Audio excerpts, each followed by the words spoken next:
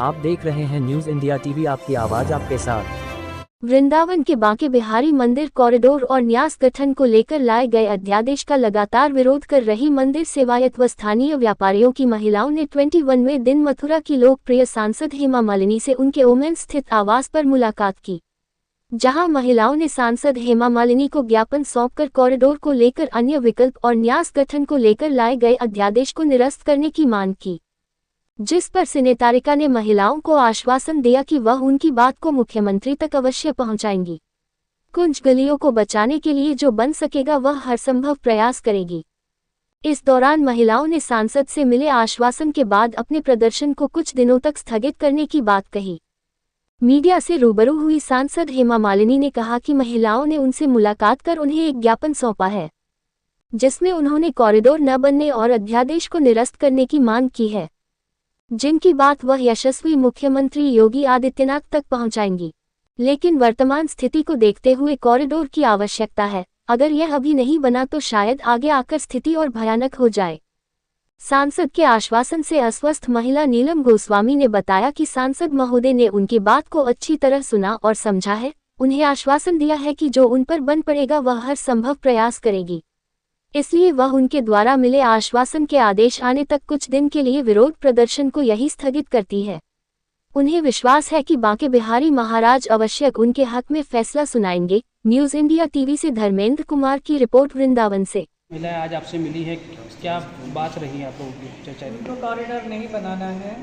उनका कहना है कि हम जो पहले था वृंदावन वैसे ही चाहिए उनको, और व्यवस्था सब उनका कहना है कि वो लोग नहीं कर रहे हैं, बाकी प्रशासन की वजह से प्रॉब्लम हो रहा है।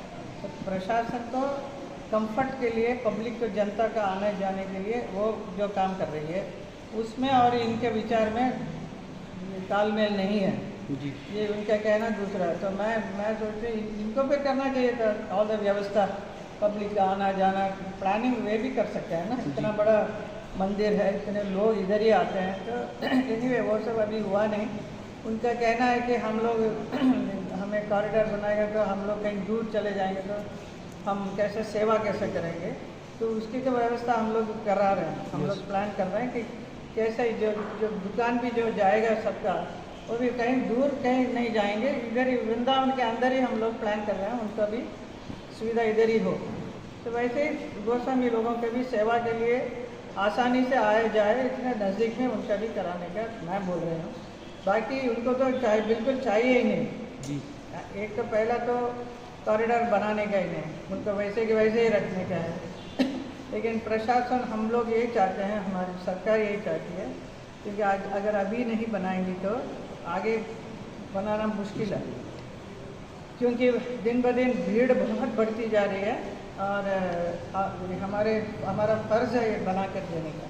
तो ये काम हम लोग कराने में लगे हुए हैं। तो ये महिलाएं को ये प्रोटेस्ट कर रही हैं और गोस्वामी लोग भी नहीं चाहते हैं, बट आई थिंक ये होना चाहिए, ऐसा हमारा विचार है। तो मैम ताकि वो भी खुश रहे और जो जनता आएगी और प्रशासन भी खुश रहे। Everybody should be happy to do this job. Happily, amicably ये काम होएगा तो बहुत अच्छा है। तो मैं अभी आप जो उन्होंने ज्ञापन दिया है आप सरकार के सामने रखेंगी, मुख्यमंत्री के सामने बात करेंगे इस बारे में? तो मैं बताऊँगी महिलाएं चाहती कि नहीं बने, यही बोलना है। Thank you. नहीं चाहिए, इनको नहीं चाहिए, बट आगे सरकार जो फैसला लेगी वो देखा जाएगा। हाँ? सरकार जो फैसला लेगी वो सरकार जो फैसला, सुप्रीम कोर्ट का आदेश है ना, उसका हम थोड़ी टाल सकते हैं। सांसद हेमा मालिनी से आप मिली हैं, क्या क्या सुझाव दिए हैं, क्या आश्वासन दिए? मैं निशा शर्मा, हेमा मालिनी जी से हम लोग आज मिले हैं।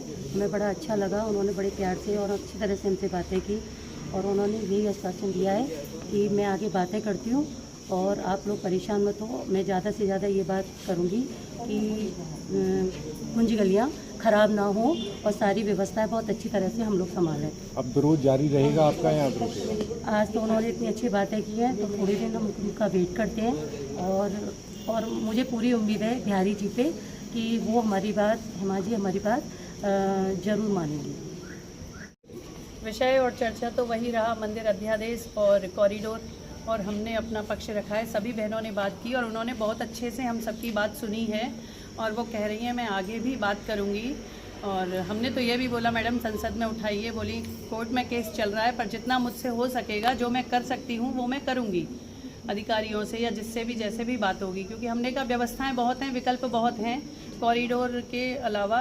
तो वो कह रही ठीक है मैं बात करती हूँ, आश्वासन दिया है उन्होंने हमें बात करने का और हमें बहुत अच्छे से सुना है सभी को, सभी बहनों को।